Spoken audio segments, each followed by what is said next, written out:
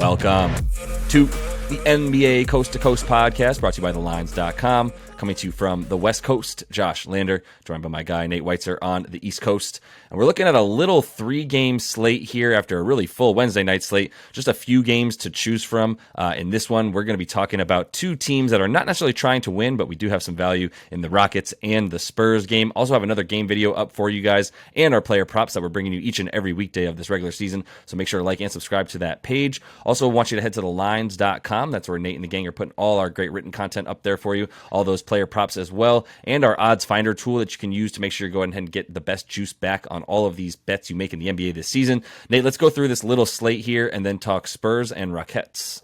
Yeah, the Clippers have opened +4 at Miami. They're on a back-to-back here after playing in Orlando. The Rockets right now, it opened at -1. They're up to -2.5 because people cannot line up fast enough to bet against the Spurs. Total's at 233 there. And then the other game we break down is pretty much a pick'em. Denver -1 at Portland. Dame Lillard back, total of 226 for that Northwest showdown. Look, the Spurs, we're just saying, like, are they really going to lose every game the rest of the season? Would they dare? I mean, this is a franchise that will do whatever they want. And the Tankathon has been really impressive in terms of how badly they're just thumbing their nose at the process. Like, losing by an average of 18 points per game in their last 8. No covers. They have one cover in the last 11 of their losses, and that was by 1.5 points against the Blazers. Barely got in there. They were actually competitive in that first matchup with the Lakers, right? And then all of a sudden, Jeremy Sochan and Jakob Poeltl both go down with quad or knee injuries that have still kept them out to this day. So they just don't want to have any defense. Bates Diop has been ruled out. Some fishy injury news that we don't even know. Josh Richardson or Doug McDermott might play or might not. That's not going to help their defense for sure. And Devin Vassell is questionable, and he would be a big deal if he's out because he's been their only efficient scorer. Keldon Johnson continues to struggle. And they're just, the defense slightly better at home, but still just awful. I mean, you look at their last 5 home games in particular, they're still allowing 120 points per game. So I think the starting point, we don't even need to talk about who the opponent is. The starting point for facing the Spurs is, what is the opponent's team total? Do we want to take the over on that? I mean, it's going to be really high with the 233 total.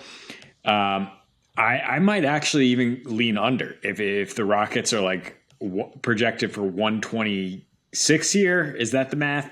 Yep. The Rockets are extremely dependent on free throws to get their points up right now. They're scoring far less on the road and getting 24 free throw attempts on the road, which is still good, but it's not the 30 they're getting at home. It's not the 43 they got in Phoenix for one of these rare road wins here.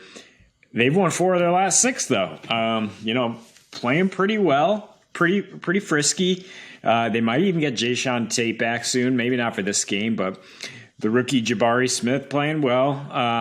Jalen Green, of course, the green light, and KPJ. And this is the same cast of characters that actually went in and won 2 of their last 3 in San Antonio, despite a triple-double from DeJounte Murray, despite the Spurs when they had both DeJounte and DeMar DeRozan and Keldon Johnson still playing well in January of 2021. This is a game that they will want to win. I look at some of the numbers and dive in deeper, and it's just like they don't match up well against the Spurs. They're 30th in assist to turnover allowed, 30th in fast break points. That's how the Spurs are scoring this year because they don't have a good set offense.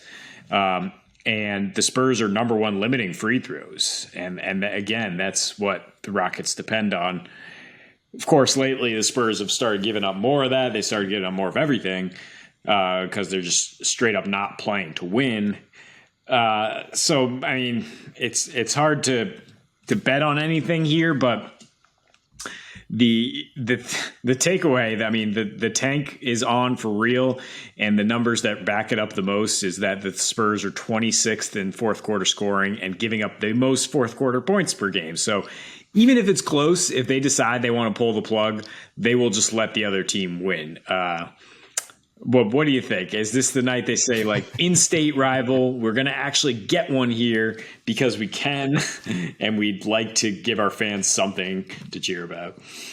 If you sense the struggle in Nate's voice, it's because he wants to bet on the Spurs. He's just like, you can't lose every game, and if you're going to pick them to win a game, you got to choose one of the bottom 5 teams in the league, which is what Houston is. All of that said, like, Houston does want to win. Like, there's some games that they're just completely overmatched. But even with the Spurs' ability to limit free throws, like, you don't have much of a choice. You're either going to foul one of their incredibly athletic guards in Kevin Porter Jr., Jalen Green, when Jason Tate's incredibly versatile, powerful, small man big, if you will. But, like, either way, you've got guys just flying at the rim. Like, you've either got to foul them or let them, get their shots. And Jalen Green's looked a lot better around the rim, which we've talked about recently. So I'm still feeling good enough about Houston to take them at basically a pick 'em in a game that, like, who's gonna like outsmart them, right? Like, you look at the teams that they're beating as you talk about them winning 4 of their last 6.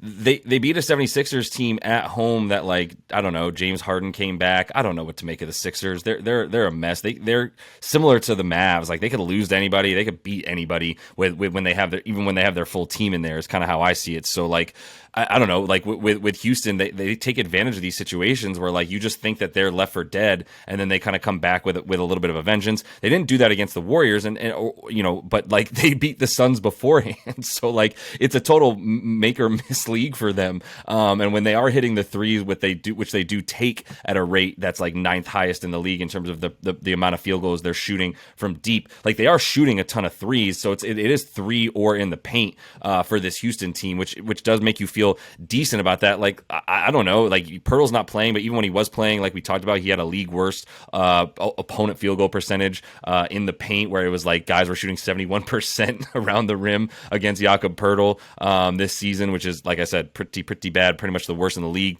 But they are in what, the like top 15 are the Spurs in terms of, no, I'm sorry, they're even worse than that now. They're all the way at the bottom in terms of allowing points in the paint. I'm sorry, they're second worst. I was looking at like a smaller sample size there for a minute, but then I clicked on the correct tab and it was like, no, they're 29th in opponents' points in the paint. And the Rockets remain sort of in the middle of that, in the middle of the league in terms of points in the paint and how often they're even taking field goals from inside the paint. But I got to imagine that they're going to continue to do that even at a higher rate with, like I said, with guys like Jalen Green and KPJ just flying at the rim, and that's their best offense. So if that's going to be the case, then I think they're going to get the free throws that the Spurs are limiting. I mean, when you look at free throw attempt rate, the Spurs they're not the best team at that, right? Because they're playing at such a high pace that they're still giving up a ton of free throws throughout the game and allowing teams to continue to get to the line and get easy buckets. So, like, I just lean towards, I do lean a little bit under just for some of the splits between the Rockets at home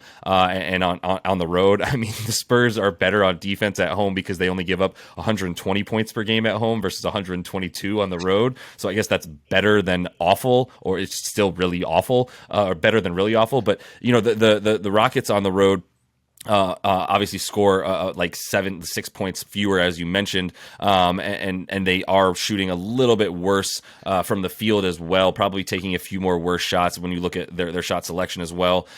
So look, man, I mean, I don't know, second chance points could be a thing as well. Both these teams sort of rely on misses and helter-skelter ball, so it's kind of like them both staring at each other in the like Spider-Man meme in a way. But with that said, like, with all the guys that are going to be out as well for the Spurs, I'm just going to take the Rockets, who have pretty much everybody playing for them, and are, at least we know, going to be trying. Just a matter of, how much are they going to be sort of like composed enough to sort of have an efficient offense. And I think they'll be going to the rim enough to get some free throws, which is efficient offense. Yeah. I don't know if I even trust this injury report, though, to see who the Spurs are playing. Like, they definitely, guys who are out could suddenly be playing if they decide they want to win this game. But I think you're spot on with the under being a way to cover like 2 of the 3 scenarios where this could unfold, right? That the Spurs just continue to just not care to score like 104 at home, and that's not enough for you to go over, because the Rockets aren't the Phoenix Suns. They're not going to score 133. They're not Zion Williamson, who scored 130 on the Spurs, so that gets you under.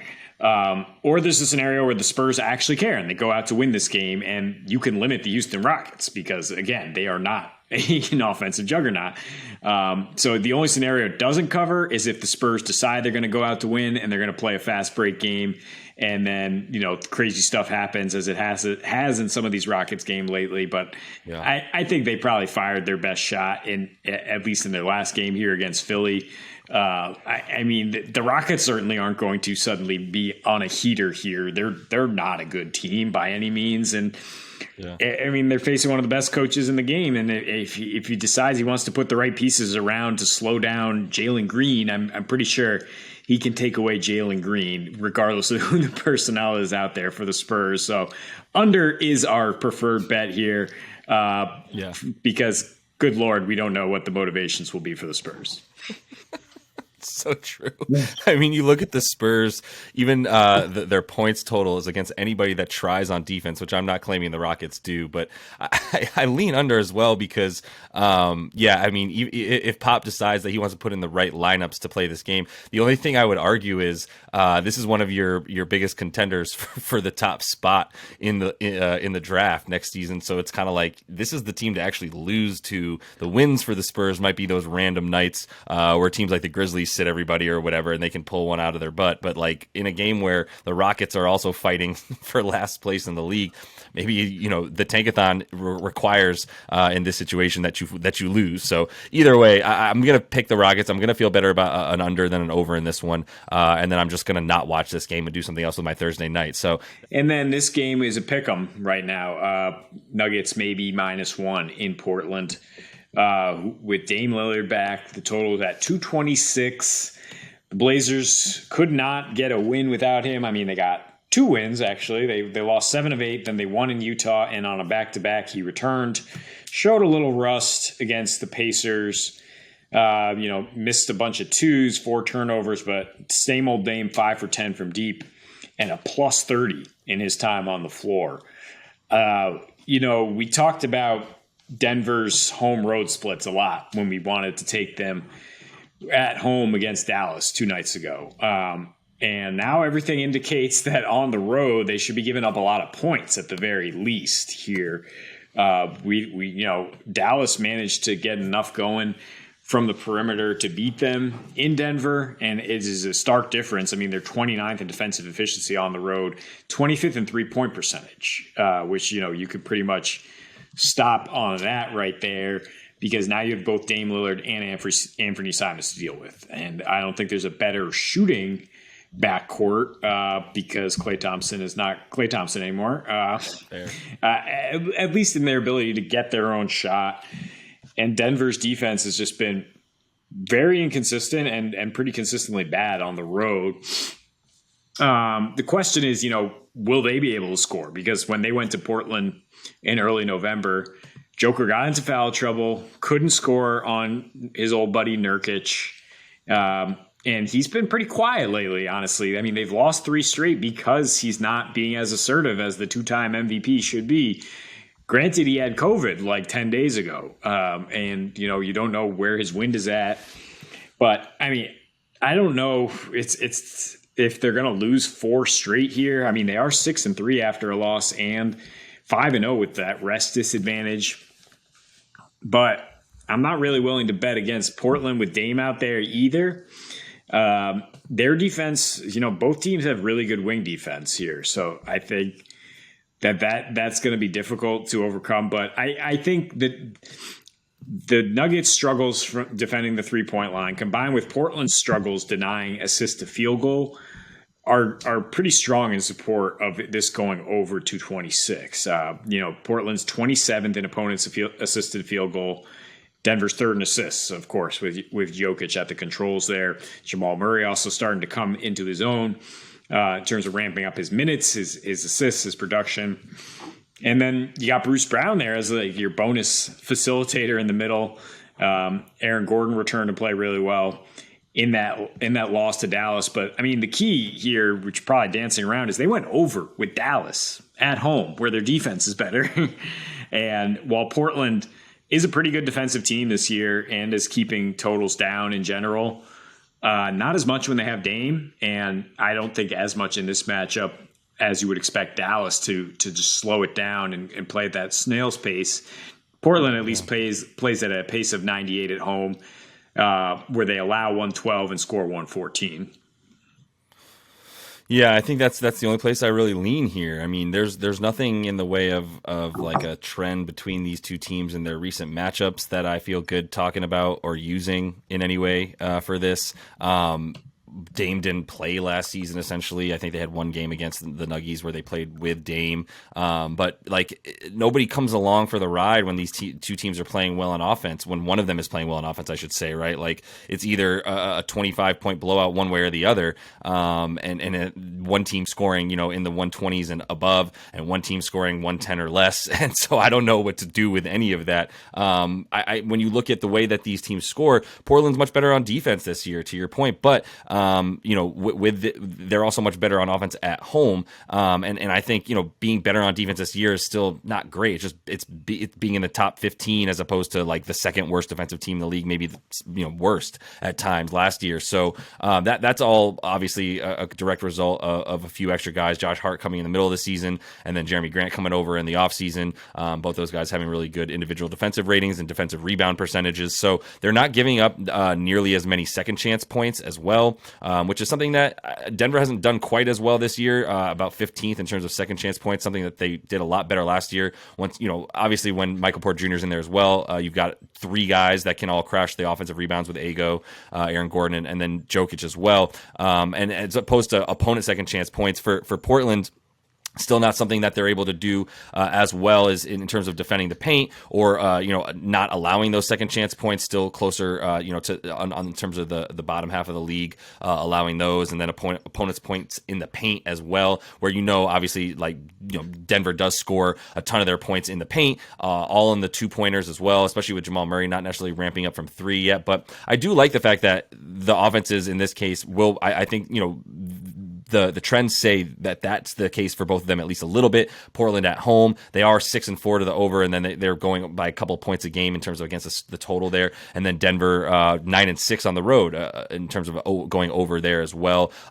covering by about 4 points in those overs as well. So like you said, the offense the other night and the lack of defense for them, a little bit more emblematic of Jamal Murray getting 32 minutes a game at this point in the season versus the roughly 26 a game that he was getting when these two teams faced off last time, and Portland did win that game with Denver still struggling to sort of insert Murray back into the lineup effectively. Jokic ended up getting like 3 or 4 fouls before halftime, and not really being a factor in this game with just 9 points, 9 boards, 9 rebounds, or 9 assists as well in just the 26 minutes. So I think you can expect a bit more from him, but still in the matchups where he and Nurkic have been sort of just throwing haymakers at each other, it's just like watching two giant heavyweights just hit each other over and over, tire each other out, to the tune of Jokic averaging less than 20 points a game, less than 9 boards and 7 assists in 13 career games versus Jusuf Nurkic after they split up from the Nuggies. Nurkic went to the Blazers. So for Nurkic, same concept,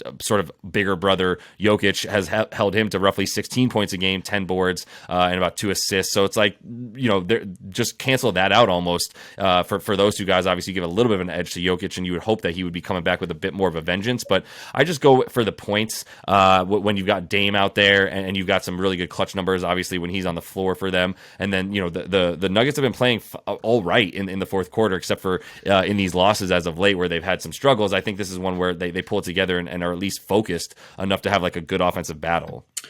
Yeah, I mean, we say he's struggled against Nurkic. According to the simple metric of offensive rating, he had a 171 offensive rating in those 27 minutes against Nurk, and then 150 in the previous two, even though he scored 20 and 28. So it's not like he can't score on the big brute. Jokic, pretty unfazed by anything. We expect the Nuggets to bounce back, and I think that's the bigger trend here than even their home road, is that how do they respond from a loss? It's not by clamping down. It's by showcasing that incredible offensive efficiency. That's really their only chance to be a contender. After a loss last season, they were 22-13 to the over, clearing that by +6 per game. You look at how they opened the season. Their fourth game of the season was this embarrassment at Portland where they gave up 135. They opened the season with an embarrassing blowout at Utah. But in between that, how do we bounce back? They scored 128 on the Warriors in Golden State, completely different team there versus there. So, now trying to have some get back here against Portland and snap a 3-game skid, I think that's what you really want to lean on is Denver bringing it offensively and then just, Dame rising to the challenge, offensive efficiency on the other side of the ball.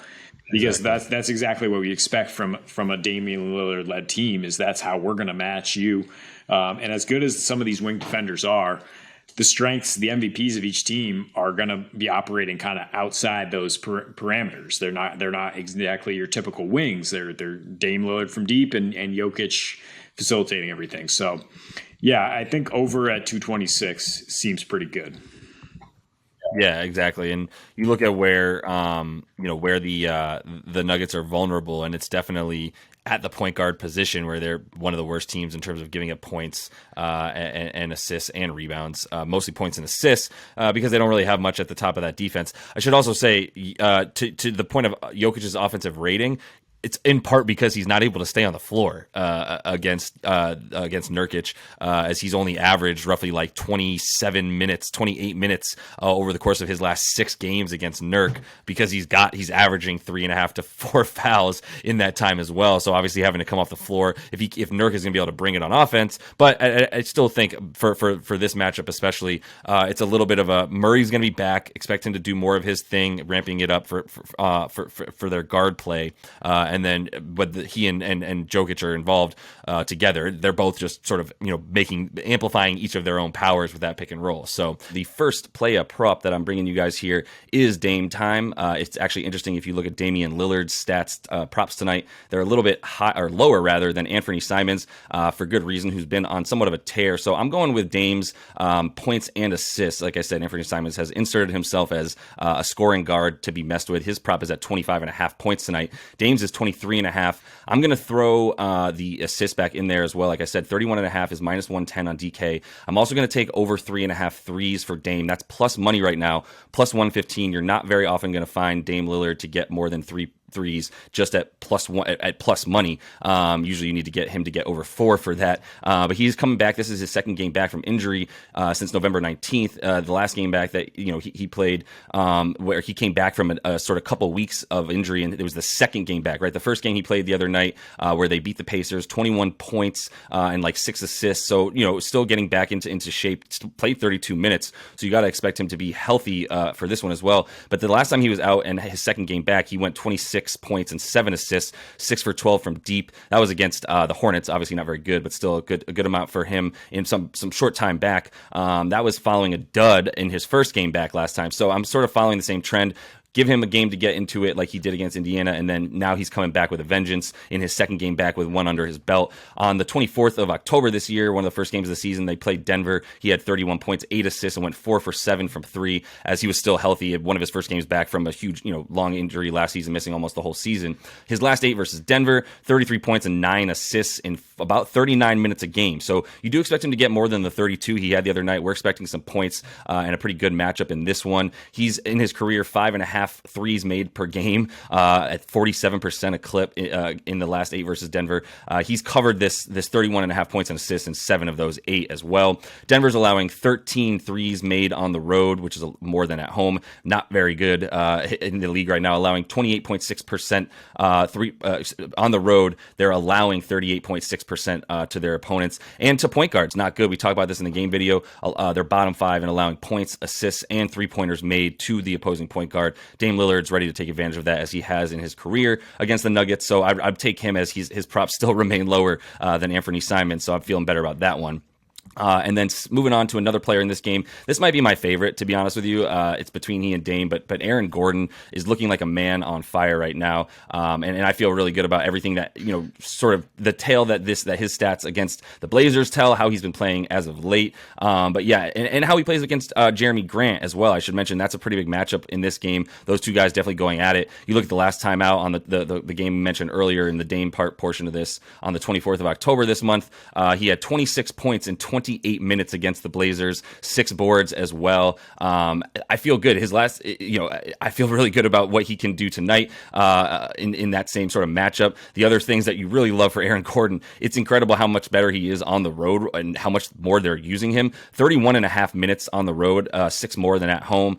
19.5 points a game in 13 road games this year, as opposed to 12 points per game at home. That's almost 8 more points per game on the road than at home. A bit more rebounds, obviously a few more shots going up, roughly at 12 shot attempts, and at 64.5% field goal percentage on the road for Ago. So all those splits just look awesome. His last 7 games, he's been on a tear as well, really picking up a lot of the slack. If you look at the minutes that he's playing as well, you got to love that he's getting the 30 minutes a game, which is more than he had against the Blazers, where he had the 26 points earlier this year. But in his last 7, like I said, 30 minutes a game, 20.5 points a game, and 6.5 boards, taking those 12 shots a game over the last 7 that he's played. So everything about Ago tonight, road splits, how he plays against this team in general, and how he's needed in this offense right now, as you still sort of wait for Jamal Murray to kind of get back into shape. I think you feel pretty good about Aaron Gordon go over in this one.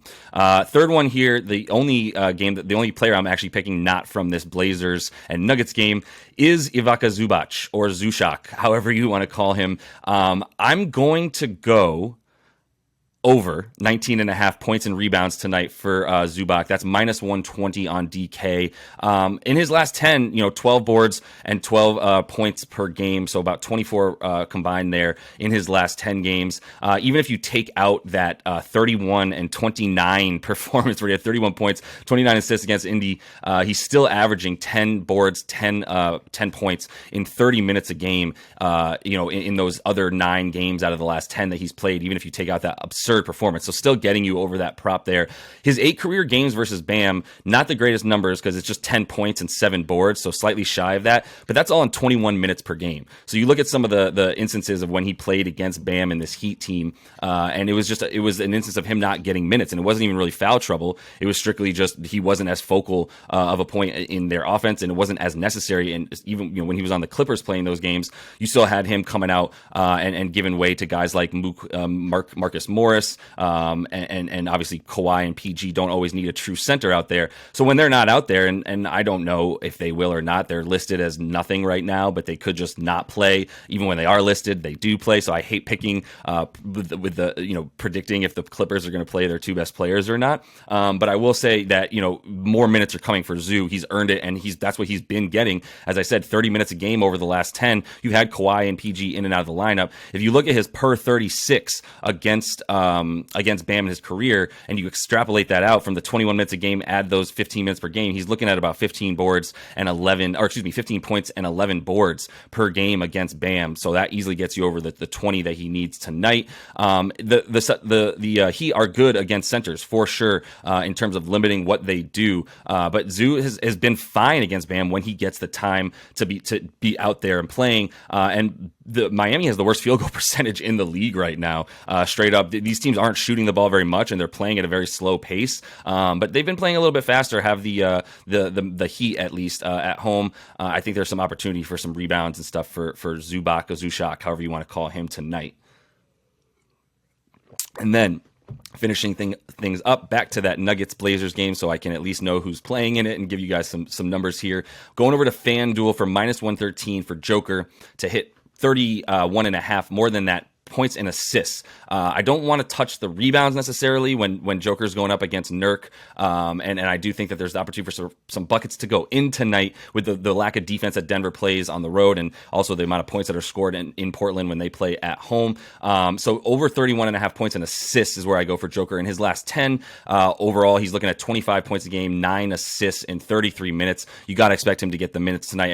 Every second that Nurk is on the floor, Joker's going to be out there, and really vice versa. So I think they want to keep Joker out there as much as possible, try to limit the sort of get Nurk a little bit more tired having to guard Joker and limit what he's able to do down low. In his career versus Nurkic, you follow what these guys did since they were both on the Nuggets, and obviously the Nuggets made the wise choice to keep Joker and get rid of Nurk, not needing another star center out there. But 24-7 and 32 minutes per game against Nurk still gets you right at the 31.5 PA. But I think that, also the road splits for Joker, last 10 on the road, 24 points, 9 assists. So I think the assists are the way to go to add to the points tonight. You always get 23.5 points for Joker because he is playing against Nurkic, is the reason that it's so low for a guy who also hasn't been scoring nearly as much this season. Maybe, obviously trying to get other guys involved. They're still doing well in the standings, so it's not like his lack of scoring compared to last year where he's the only guy on the floor. So of course he's scoring closer to 30 points a game than he is this season. And this season he's happy to up those assists. Portland defense better this year, but still allowing the 5th most assists per game to their opponent. So as I said, just tonight for Joker, you got to attack the assists, and you always got to add the points to it so that he's going to fill up one of those categories for sure. I just would bank on the assists tonight over the boards in a tough matchup against Nurkic and these Blazers. So that is all the time that I have for you guys today. Make sure to like and subscribe to that page. Continue to follow along. Also head to thelines.com. That's where you can use that odds finder tool to make sure you're shopping these lines to the best of your ability, get all that juice back on these NBA player props. So until we see you next, happy betting.